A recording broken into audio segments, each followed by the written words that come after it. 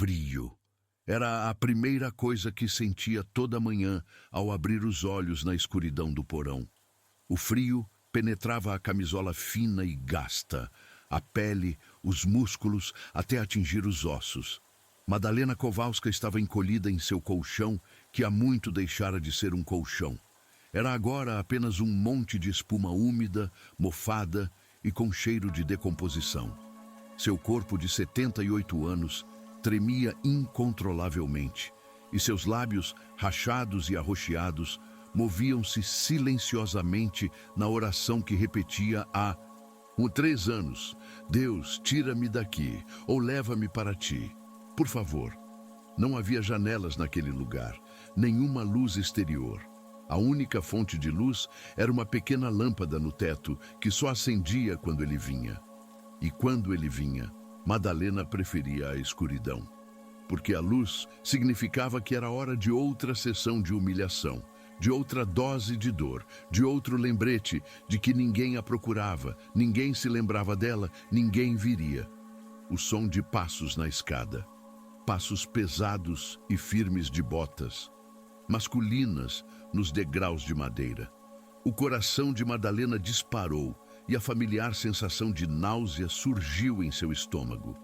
Instintivamente cobriu a cabeça com as mãos, como se o gesto pudesse protegê-la. O antebraço esquerdo, mal curado após a fratura de 1 ano atrás, latejava de dor a cada movimento. Krzysztof nunca a levou a um médico. Simplesmente deixou o osso curar-se sozinho, torto, formando um ângulo grotesco que a impedia de esticar o braço. A chave girou na fechadura.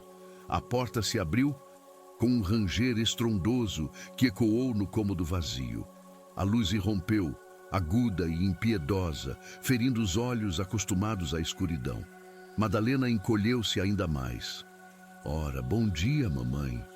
A voz de Krzysztof era doce, quase carinhosa, mas Madalena conhecia o jogo. Conhecia cada tom de sua voz.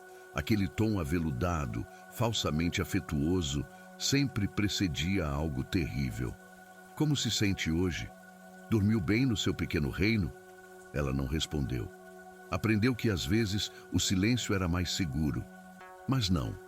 Desta vez, perguntei se você dormiu bem. Ele gritou de repente, e a mão dele agarrou-a pelos cabelos, puxando sua cabeça para trás. Madalena gemeu de dor, mas não gritou. Parou de gritar meses atrás, quando percebeu que ninguém ouvia, ninguém vinha. O grito apenas lhe dava prazer. Desculpe, ela sussurrou, a voz rouca por falta de uso. Desculpe, Krzysztof. Dormi bem. Obrigada.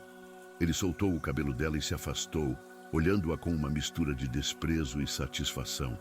Tinha 45 anos, seu único filho, o menino que ela dera à luz em dor, que amamentou, que ensinou a andar, a falar, a ler. O menino que agora era seu carrasco.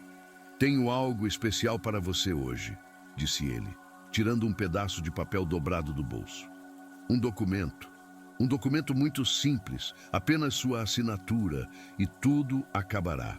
Prometo. Madalena sabia que documento era. O mesmo que ele trazia toda semana há 2 anos. A escritura de transferência da propriedade do casarão.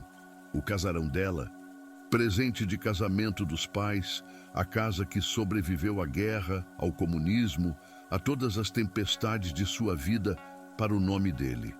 Por uma ninharia. Na seção de declaração do transmitente, estava escrito que ela o fazia por vontade própria, em pleno gozo de suas faculdades mentais. Não, ela disse baixinho. A palavra custou-lhe toda a força que tinha. O rosto de Krzysztof endureceu. O que você disse? Não posso. É a casa da minha família, para seus filhos, para os netos. A risada que irrompeu de sua garganta não tinha calor. Meus filhos, mamãe, meus filhos não querem um casarão velho e podre. Eles querem dinheiro, dinheiro de verdade. E eu preciso desse dinheiro agora. Ele se aproximou dela, agachando-se ao lado do colchão. O cheiro de sua colônia, cara de marca, misturava-se com o cheiro de tabaco e álcool. Estendeu a mão e, gentilmente, quase com carinho, acariciou a bochecha dela. Madalena estremeceu. Você sabe o que acontece se recusar de novo? Ele sussurrou e seus dedos deslizaram para o ombro dela. Onde havia pele, agora havia um mosaico de cicatrizes, marcas redondas e uniformes de queimaduras de cigarro. Algumas antigas, brancas e lisas, outras frescas, vermelhas, ainda cruas. Por favor, Madalena gemeu. Por favor, não de novo. Então assine. Não posso. Deus me é testemunha. Eu quero, mas não posso. É tudo o que resta dos meus pais. Do seu pai. Krzysztof suspirou dramaticamente, como se estivesse desapontado com uma criança desobediente. Endireitou-se e levou a mão ao bolso. Tirou um maço de cigarros, pegou um, acendeu-o. Tragou fundo e depois olhou para a ponta acesa do cigarro com uma expressão estranha e ausente. Sabe, mamãe, às vezes acho que você é a mulher mais teimosa do mundo, ele disse, e então, sem aviso, pressionou o cigarro contra o ombro dela. A dor foi tão intensa que, por um momento, Madalena não conseguiu respirar. O corpo arqueou-se, a boca abriu-se em um grito mudo, e o cheiro de carne queimada atingiu seu nariz, sua própria carne. Quando ele afastou o cigarro, deixou mais uma marca redonda e preta em sua pele.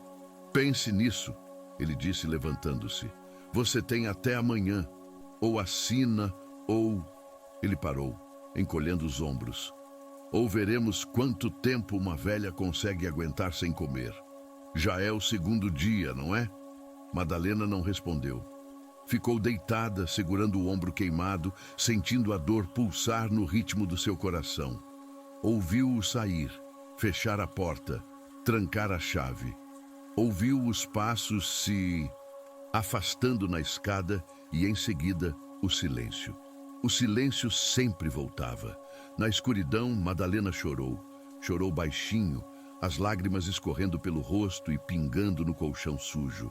Não chorava pela dor física, já estava acostumada a ela. Chorava pelo desespero, pela sensação de impotência, pela pergunta que voltava todos os dias: por quê? Por que seu próprio filho, que ela carregou no ventre, que amou incondicionalmente, transformou sua vida em um inferno?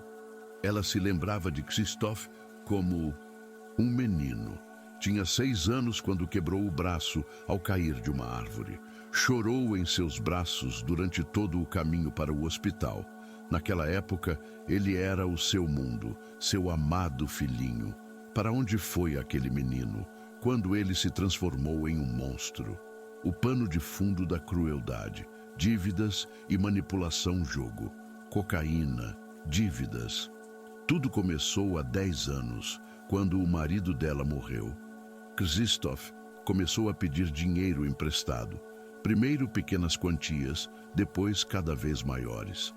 Vendeu a própria casa, o carro, as joias da esposa, e então ele foi atrás dela. Mãe, preciso da sua ajuda. É só um empréstimo, eu vou pagar. Ela lhe deu dinheiro, 1, 2, 3 vezes, até que não lhe restou nada além do casarão. E foi então que a pressão começou. Venda, é um prédio velho, você não precisa dele. Quando ela se recusou, tudo mudou. Primeiro vieram as sugestões sutis para os vizinhos. Minha mãe está ficando velha, esquece as coisas, deixou o gás ligado ontem. Os vizinhos começaram a olhá-la de forma diferente, com pena, com preocupação. Pararam de convidá-la para reuniões. Pararam de atender aos telefonemas. Depois, foi o exame médico. Krzysztof levou-a ao médico de família, um homem jovem e sobrecarregado que lhe receitou pílulas para a pressão, sem sequer ouvir sua queixa de dor nos ossos. Doutor, Krzysztof gravou em seu telefone. A mamãe confunde as datas. Ontem ela esqueceu o nome da rua onde mora. Era mentira. Ela nunca esqueceu nada. Mas o médico, cansado, estressado, anotou na documentação: Paciente apresenta sintomas de possível demência. Recomenda-se observação. Essa anotação era tudo o que ele precisava.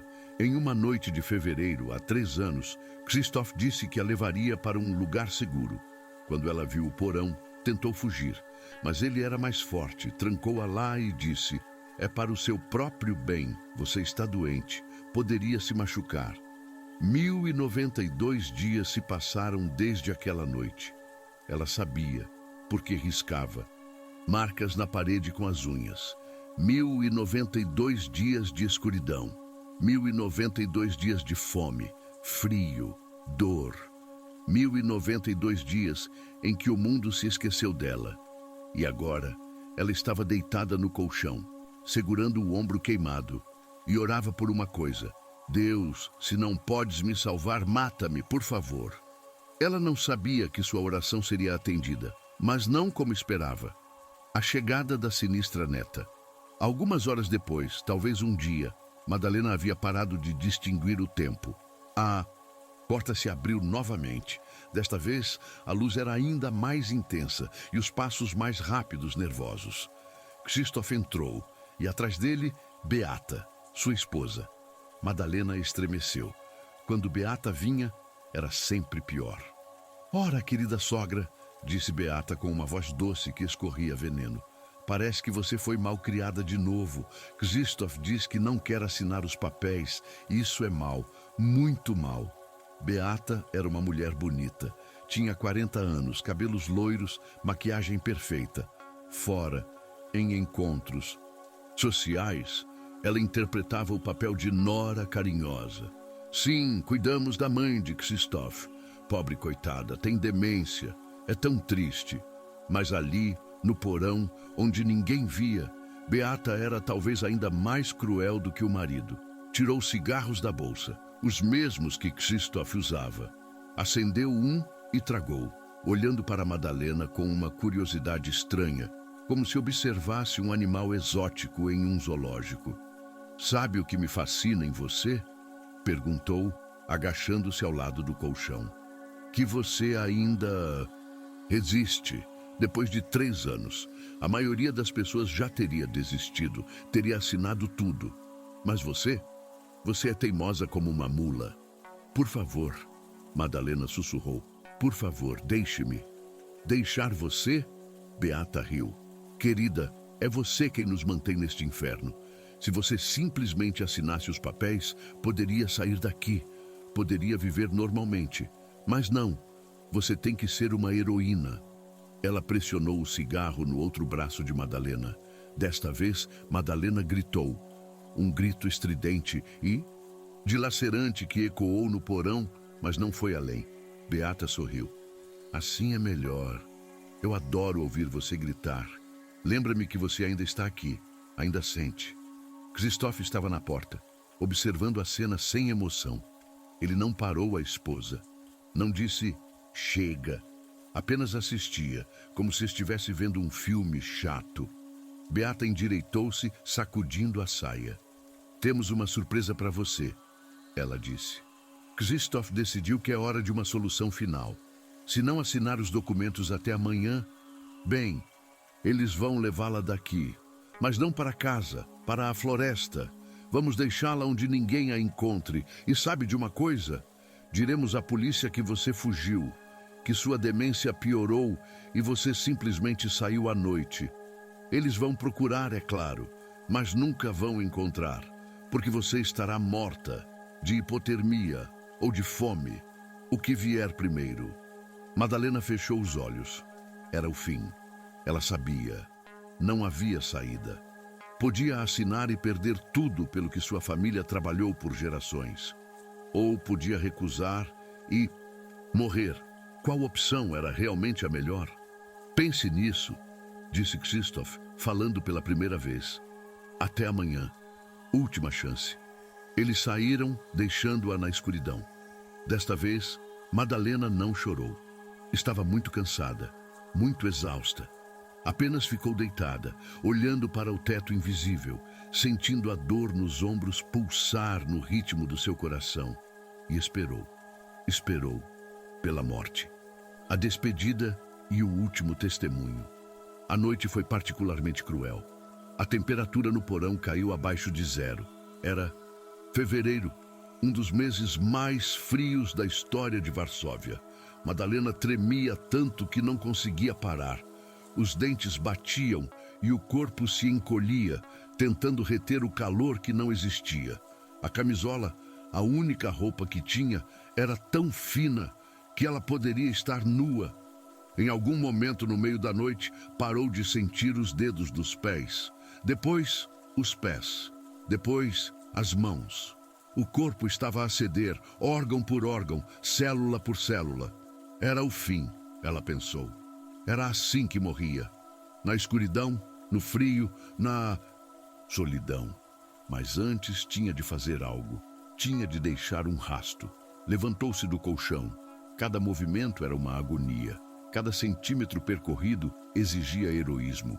E rastejou até a parede. Com os dedos, com as unhas destruídas, começou a arranhar o cimento.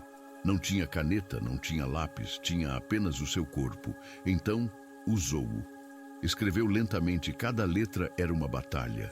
Escreveu o seu nome, Madalena Kowalska. Escreveu seu endereço, Uli Marszałkowska, 45. Escreveu a data, 14 de fevereiro de 2025. E escreveu as últimas palavras que queria que alguém, alguma vez, lesse. Meu filho Krzysztof Kowalski me aprisionou aqui por 3 anos. Não é demência, é tortura. Se você encontrar isto, por favor, diga a verdade. Quando terminou, não tinha mais forças para voltar para o colchão. Simplesmente caiu no chão, ao lado da parede com a inscrição.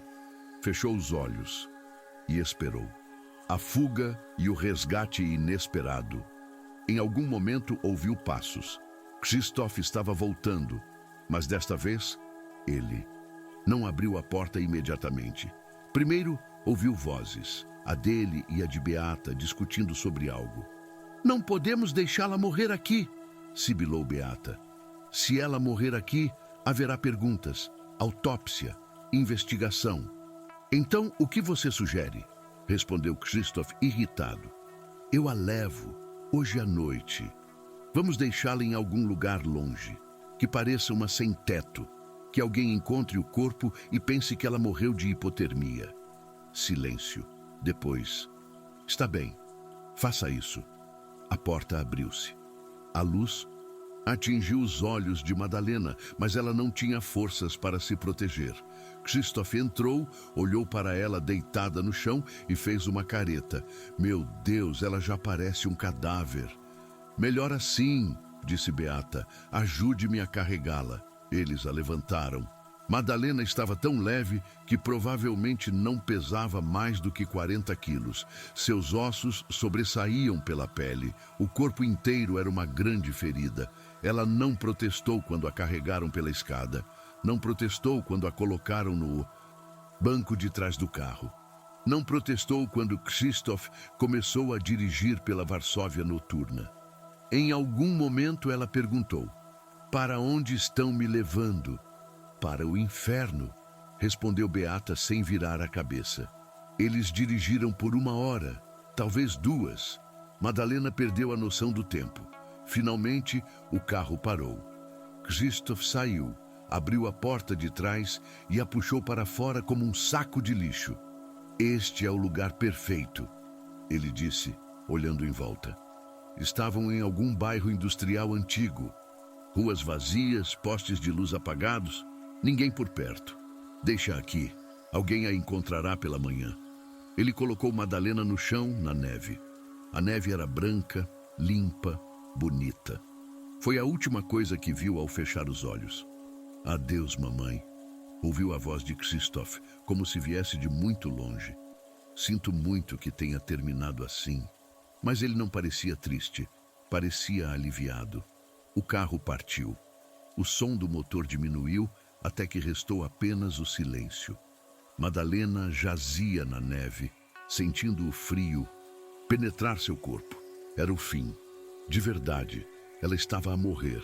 E então, através da névoa de dor e exaustão, ouviu algo. Passos rápidos e firmes, aproximando-se dela. Uma voz, masculina, preocupada. Oh, meu Deus! Ei, senhora! A senhora me ouve? Sentiu um toque, mãos quentes em seu rosto, verificando o pulso. Ouviu outra voz ao telefone. Preciso de uma ambulância. Imediatamente, uma mulher, cerca de 70 anos, em choque hipotérmico. Não, espere, não chamem a emergência. Eu a levarei para minha clínica. Enviem a equipe agora. Alguém a estava a levantar. Alguém a estava a carregar. Alguém lhe falava com uma voz suave. Por favor, aguente. Eu vou ajudá-la. Apenas aguente. Madalena abriu os olhos por um momento. Apenas um breve momento. E viu um rosto. O rosto de um homem na casa dos 50, com cabelos grisalhos e olhos escuros cheios de preocupação. Ele usava um casaco elegante e cheirava a limpeza. Quem é o senhor? Ela sussurrou. Sou um médico. Ele respondeu. E a senhora está segura. Depois tudo escureceu. Adrian, o cirurgião e o salvador. Quando Madalena acordou novamente, a primeira coisa que sentiu foi calor. Um calor real, profundo, que envolvia seu corpo como um cobertor. Estava deitada em algo macio. Uma cama com um colchão de verdade, com lençóis limpos. O quarto estava claro, mas a luz era suave, não feria os olhos. Ela tentou se mover, mas o corpo não obedeceu. Cada músculo gritava de dor. Ela gemeu. Imediatamente, ouviu um movimento.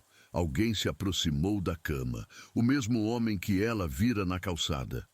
Por favor, não tente se mover, ele disse gentilmente. Seu corpo passou por um choque grave. A senhora está na minha clínica, está segura. Madalena olhou para ele. Olhou de verdade. Tinha cerca de 50 anos, mas o rosto estava cansado, como se tivesse passado por muito. Os olhos eram escuros, inteligentes, cheios de compaixão. Ele usava um jaleco médico branco. Quem é o senhor? Perguntou ela em um sussurro. Meu nome é Adrian Wisniewski. Sou cirurgião. Encontrei a senhora na rua em frente à minha clínica ontem de manhã. A senhora estava em estado crítico. Por que me salvou? Ele olhou para ela de forma estranha. Porque é meu dever. E por quê? Ele parou como se hesitasse em continuar. Porque quando a vi, eu soube que alguém a tinha ferido, e eu não podia ignorar isso. Madalena fechou os olhos. As lágrimas escorreram pelo seu rosto. Por favor, ela sussurrou.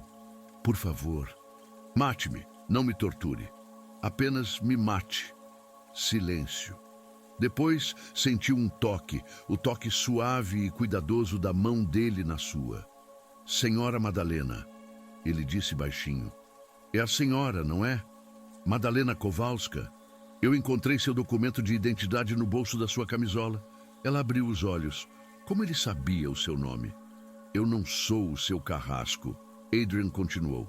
Sou um médico e jurei não causar dano. Mas eu lhe juro outra coisa. Eu descobrirei quem fez isso com a senhora e não permitirei que aconteça nunca mais. Madalena olhou para ele, incapaz de acreditar no que ouvia. Era possível? Alguém realmente queria ajudá-la? Eles voltarão, ela sussurrou. Meu filho, a esposa dele. Quando souberem que estou viva, eles voltarão e me matarão. Ninguém a virá buscar aqui, disse Adrian com uma certeza estranha. Minha clínica é privada e bem protegida. Mas primeiro temos que curá-la. E depois, eu prometo, faremos de tudo para que sua história seja contada. Naquele momento, Madalena sentiu algo que tinha esquecido que existia há 3 anos. Sentiu esperança, a documentação da tortura. Nos 3 dias seguintes, Madalena flutuou entre o sono e a vigília. Seu corpo estava em tal estado que Adrian teve de supervisionar pessoalmente cada aspecto de seus cuidados. Ele a ligou a soros, fornecendo fluidos e nutrientes de que seu organismo estava desesperadamente faminto. Tratou as queimaduras com pomadas especiais, a costela quebrada que perfurou o pulmão. Ele descobriu isso. Em um raio-x, exigiu intervenção imediata. Ela quase perdeu a vida devido a uma infecção da qual nem sabia que tinha. Mas Adrian não era um médico comum. Ele era um cirurgião reconstrutivo especializado em vítimas de violência. Vira centenas de casos de abuso, mas algo na história de Madalena o tocou de uma forma que ele não conseguia explicar. Talvez porque sua própria esposa tivesse morrido há 10 anos em um acidente de carro que ele poderia ter evitado se não estivesse a trabalhar naquela noite. Talvez porque viu em Madalena alguém a quem poderia dar uma segunda chance, a chance que não deu à sua amada. No primeiro dia em que Madalena estava totalmente consciente, Adrian pediu-lhe que lhe contasse tudo. Ele não gravou, não fez anotações, apenas escutou. Escutou enquanto ela descrevia os 3 anos no porão. Como ela descreveu cada golpe, cada humilhação, cada noite em que rezou pela morte. Quando ela terminou, Adrian ficou em silêncio por um longo momento. Depois, disse: "Tenho de examiná-la, cada centímetro do seu corpo.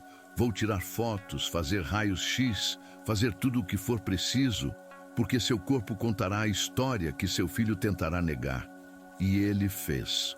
Durante 2 dias, documentou cada ferida, cada cicatriz, cada fratura. Contou as queimaduras de cigarro. Eram 47. 47 marcas redondas e uniformes, distribuídas por todo o corpo. O antebraço que sarou num ângulo de 30 graus. 4 costelas que estavam partidas e nunca se curaram corretamente. Cicatrizes de cortes nas pernas.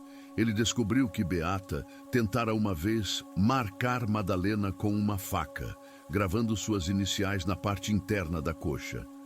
"As pessoas pensam que a violência doméstica são hematomas", disse Adrian, olhando para as fotos. "Mas isto é tortura. Tortura sistemática e planeada." Madalena estava deitada na cama, envolta em um cobertor quente, e pela primeira vez em anos sentiu-se humana. O pessoal da clínica tratava-a com tanta delicadeza, como se fosse de porcelana. As enfermeiras traziam-lhe sopa quente, falavam com ela suavemente, sorriam. Uma delas, uma jovem chamada Cásia, escovava-lhe o cabelo todas as noites, cantarolando uma melodia suave. "Senhora Madalena", disse Cásia uma noite, enquanto terminava de escovar, "a senhora tem um cabelo lindo. Quando estiver completamente curada, vamos pintá-lo, fazer um penteado. A senhora vai parecer uma rainha." Madalena sorriu pela primeira vez em 3 anos. Era um sorriso fraco, incerto, mas estava ali. A farsa do filho arrependido. No 4º dia, Adrian entrou no quarto dela com um semblante sério. "Temos de conversar", ele disse. "Seu filho deu parte do seu desaparecimento." O coração de Madalena parou. "O quê?" "Krzysztof Kowalski denunciou à polícia que sua mãe, que sofre de demência, desapareceu de casa há 4 dias. Ele diz que acordou de manhã e a senhora não estava, que provavelmente saiu à noite, desorientada, e se perdeu. A polícia está a realizar buscas, há reportagens na televisão. Krzysztof está a interpretar o papel do filho desesperado, que implora por ajuda para encontrar a mãe." Madalena sentiu náuseas. Ele está na televisão?" "Sim, eu vi a entrevista." Ele chorou. Disse o quanto a ama e como está preocupado com a sua segurança. "É mentira", Madalena sussurrou. "Tudo isso é mentira." "Eu sei", disse Adrian calmamente. "Mas o problema é este. Se eu for à polícia agora e disser que a senhora está aqui, Krzysztof usará os documentos médicos falsos. Ele dirá que a senhora tem demência, que seu testemunho não é confiável, e sem provas sólidas, sem testemunhas, pode ser difícil." Madalena fechou os olhos. Claro, Krzysztof planejou tudo. Ele estava sempre um passo à frente. "Então, o que o senhor vai fazer?" perguntou ela. Adrian olhou-a nos olhos. "Vou construir um caso que será inabalável. Vou contratar os melhores advogados." Realizarei uma avaliação psiquiátrica completa que prove que a senhora está em pleno gozo de suas faculdades mentais. Recolherei provas médicas que não deixem margem para dúvidas. E então revelarei a verdade de uma forma que forçará a polícia e a promotoria a agir. Isso levará tempo, disse Madalena. Sim, mas garanto que valerá a pena. Ela calou-se por um momento e depois perguntou: por que está a fazer isso? Por uma estranha? Adrian sorriu tristemente. Porque uma vez não fiz o suficiente para salvar alguém que amava. E vivo com isso todos os dias. Então, agora que tenho uma chance, não a desperdiçarei. Naquele momento, algo em Madalena quebrou. Pela primeira vez em 3 anos, ela chorou não por desespero, mas por alívio. Chorou porque alguém acreditava nela. Alguém estava a lutar por ela. Alguém olhava para ela não como uma louca, mas como um ser humano. A equipe de luta e o plano. No 5º dia, Adrian convidou um amigo para a clínica, Marek, um ex-policial que agora trabalhava como detetive particular. Marek tinha cerca de 40 anos. Era alto, musculoso, com olhos penetrantes que pareciam notar tudo. Senhora Madalena, ele disse, sentando-se ao lado da cama dela. O Dr. Wisniewski me contou sua história. Quero assegurar-lhe que faremos tudo o que estiver ao nosso alcance para que seu filho responda por seus atos. Mas preciso da sua ajuda. No que posso ajudar? Ela perguntou fracamente. Preciso de detalhes. O endereço exato do porão. Descrições de onde Krzysztof escondia os documentos. Nomes de vizinhos que possam saber algo. Tudo o que... E possa ser prova. Madalena começou a falar. Falou por horas, descreveu o porão, cada detalhe, cada canto, cada mancha de sangue. Mencionou a inscrição que deixou na parede, as algemas presas ao cano, o colchão sujo. Deu os nomes dos vizinhos. O casal Novak do 2º andar, que antes eram seus amigos, mas depois pararam de atender aos telefonemas. A senhora Wisniewska do Rés do Chão, que sempre parecia desconfiada de Krzysztof. Marek anotava tudo em um pequeno caderno, acenando com a cabeça. Isso é o suficiente para começar, ele disse. Vou precisar de alguns dias, mas prometo que encontrarei as provas. Quando ele saiu, Madalena sentiu uma sensação estranha no peito. Não era esperança. A esperança era uma palavra muito grande. Era algo menor, mais frágil. Uma possibilidade. A possibilidade de que a justiça fosse feita. A força da mente inabalável. No 7º dia, Adrian pediu que Madalena se submetesse a uma avaliação psiquiátrica completa. O Dr. Camille Zajont, um renomado psiquiatra forense, cujos depoimentos muitas vezes pesavam nos resultados dos julgamentos, veio à clínica. Ele era um homem mais velho, com barba grisalha e um sorriso gentil. Senhora Madalena, ele disse, sentando-se em frente a ela. Vou fazer-lhe perguntas. Algumas podem parecer estranhas, algumas podem ser difíceis, mas preciso que seja honesta. Durante 3 horas, o Dr. Zajont realizou testes. Perguntou sobre datas, eventos históricos, matemática simples. Mostrou figuras e perguntou o que representavam. Pediu-lhe que desenhasse um relógio que repetisse uma série de números que contasse sua história. Quando terminou, olhou para as anotações e disse: Senhora Madalena, a senhora não tem demência. Sua mente é afiada, clara e totalmente funcional. O que a senhora experimentou é transtorno de estresse pós-traumático, o que é totalmente compreensível após 3 anos de tortura. Mas suas habilidades cognitivas estão intactas. Escreverei um relatório que confirmará isso. Madalena fechou os olhos e suspirou de alívio. Obrigada. Não me agradeça, disse o Dr. Zajont. Agradeça a si mesma. A senhora sobreviveu ao inferno e ainda é quem é. Isso requer uma força extraordinária. Naquela noite, Adrian veio ao quarto dela com uma bandeja de comida. Não era uma refeição de hospital, era um jantar de verdade. Sopa de tomate, costeleta de porco, batatas, salada, tudo quente, fresco, bem servido. Pensei que a senhora merecia algo melhor do que sopa por um tubo. Ele disse com um sorriso. Madalena olhou para a comida e, de repente, não conseguiu conter as lágrimas. Por 3 anos comeu restos, às vezes pão mofado, às vezes água da torneira do porão. E agora tinha à sua frente uma refeição de verdade, servida com carinho. Não chore, disse Adrian gentilmente, sentando-se ao lado dela. Tudo ficará bem. Como o senhor sabe? Perguntou ela entre soluços. Porque não permitirei que seja de outra forma. Eles comeram em silêncio. Cada garfada era como um milagre para Madalena. Quando terminou, Adrian levou a bandeja e voltou com uma chávena de chá. Senhora Madalena, ele disse sentando-se novamente. Quero que saiba de algo. O que quer que aconteça nas próximas semanas ou meses, a senhora não está sozinha. Minha clínica, minha equipe, meus amigos, todos estamos do seu lado. E não descansaremos até que seu filho seja levado à justiça. Madalena olhou para ele. Aquele estranho que se tornou seu salvador e pela primeira vez em anos sentiu algo mais do que apenas medo. Sentiu gratidão.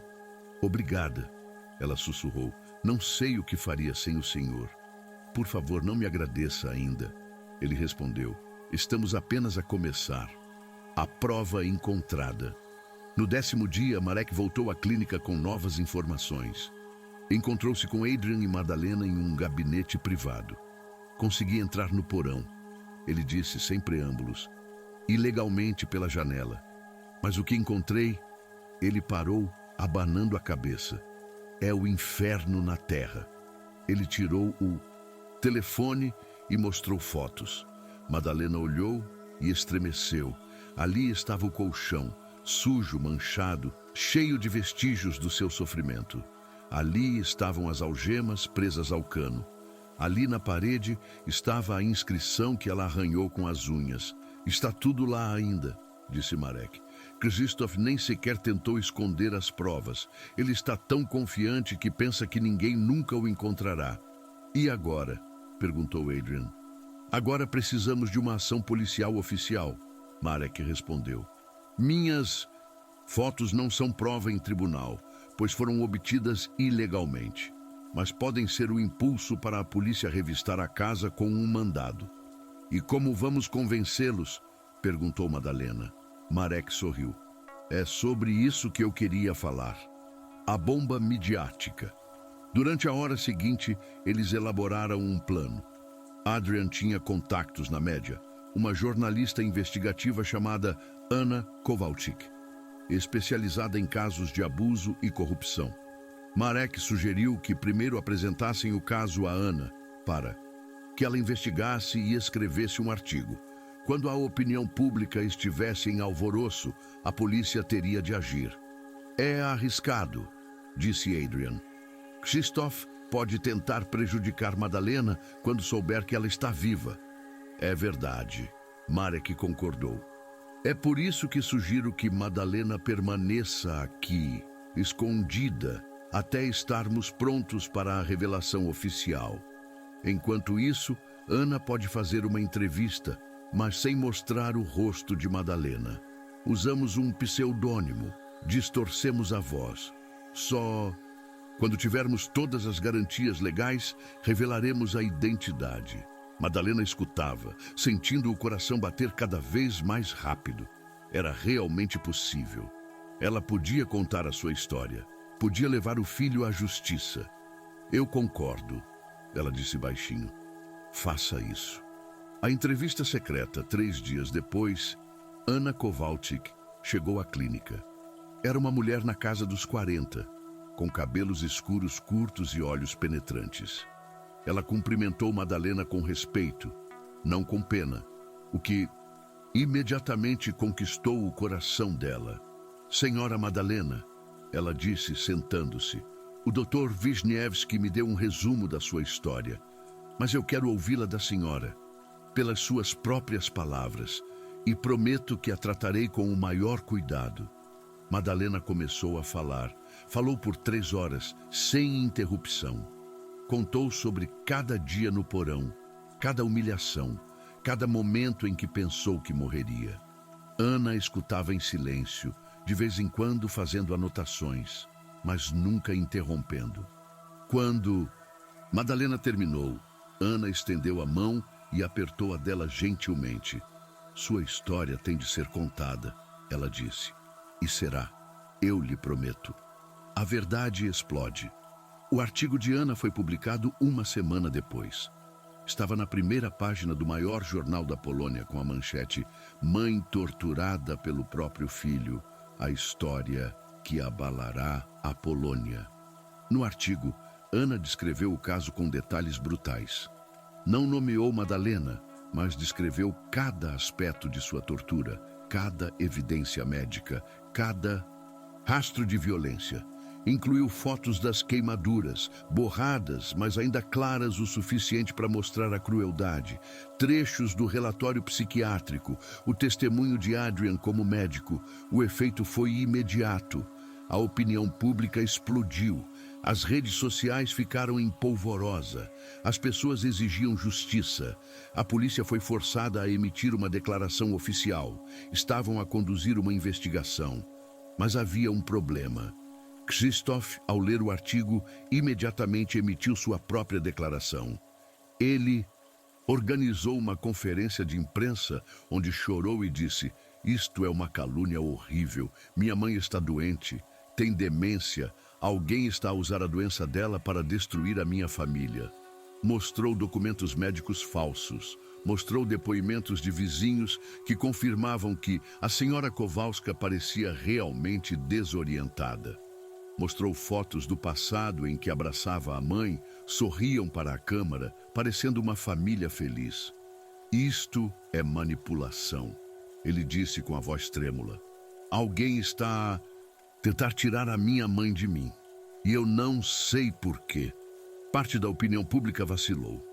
Talvez fosse apenas uma velha desorientada e alguém a estava a usar.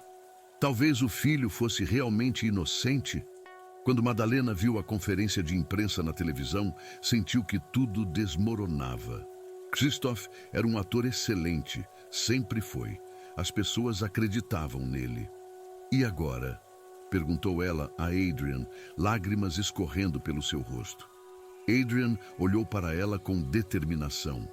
"Agora", ele disse, "nós revelamos você." A revelação final. No dia seguinte, Adrian organizou sua própria conferência de imprensa. Convidou todos os principais órgãos de comunicação. A sala de conferências de sua clínica estava repleta de jornalistas, câmaras, flashes. No pódio estavam Adrian, Ana e Marek.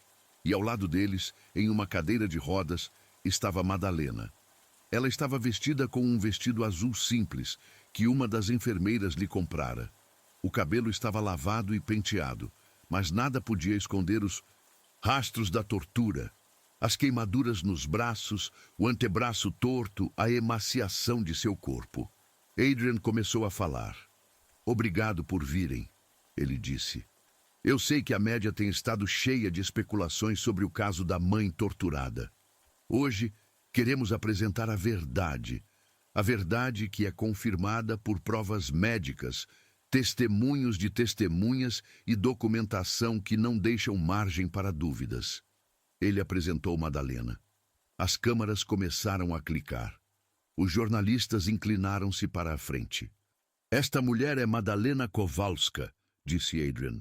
"Nos últimos 3 anos, ela foi aprisionada e torturada pelo seu próprio filho, Krzysztof Kowalski, que queria forçá-la a renunciar aos direitos de um casarão avaliado em 4 milhões de zlotys. Ele deu os detalhes, mostrou a documentação médica, raios-x das fraturas, fotos das queimaduras, o relatório psiquiátrico que confirmava a plena capacidade mental de Madalena. Apresentou o depoimento de Marek, que descreveu o que encontrou no porão. E então, o mais importante, Adrian pediu a Madalena que falasse. Inicialmente, a voz dela tremeu. Ela estava assustada. Mas depois, lentamente, começou a contar. Contou sobre os 3 anos no porão, sobre cada dia de fome, sobre cada noite em que implorou a Deus pela morte, sobre como o filho apagava cigarros na pele dela, sobre como a nora ria do seu choro. A sala estava em absoluto silêncio. Apenas o clique das câmaras interrompia suas palavras. Alguns jornalistas choravam.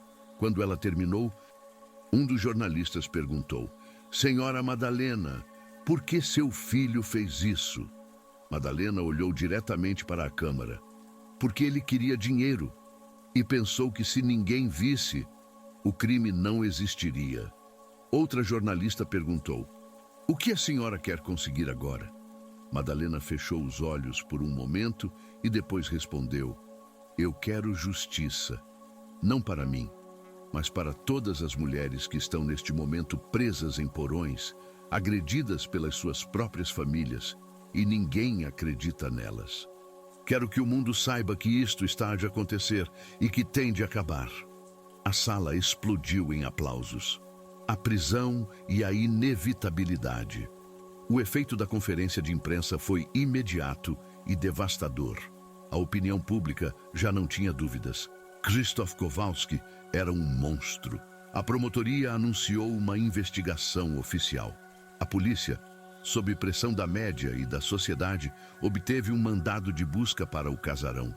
A busca ocorreu naquela mesma noite. A polícia entrou na casa de Krzysztof e Beata, ignorando os protestos deles. Encontraram o porão, encontraram o colchão, encontraram as algemas, encontraram a inscrição na parede: "Meu filho Krzysztof Kowalski me aprisionou aqui por 3 anos." Krzysztof e Beata foram presos no local. Mas quando Madalena ouviu a notícia, não sentiu triunfo. Sentiu apenas cansaço. Cansaço pelos 3 anos de sofrimento. Cansaço pela luta. Cansaço pelo facto de seu próprio filho se ter tornado seu maior inimigo. Naquela noite, deitada na cama quente da clínica de Adrian, Madalena chorou. Chorou pela família perdida. Chorou pelos anos que nunca recuperaria. Chorou pela mulher que era há 3 anos, uma elegante e forte professora de música que acreditava que o mundo era bom. Mas na escuridão, ela sentiu um toque. Adrian entrou no quarto, sentou-se na cadeira ao lado da cama e apertou a mão dela gentilmente. "Isto é apenas o começo", ele disse baixinho, "mas pelo menos agora a verdade é conhecida." Madalena olhou para ele através das lágrimas. "O que vem a seguir?" "O julgamento, a justiça, e depois..." Ele parou, sorrindo tristemente. "E depois, nós reconstruiremos a sua vida, juntos." E naquele momento, apesar de toda a dor, de todo o sofrimento, Madalena sentiu algo que não sentia há 3 anos. Sentiu que valeu a pena sobreviver.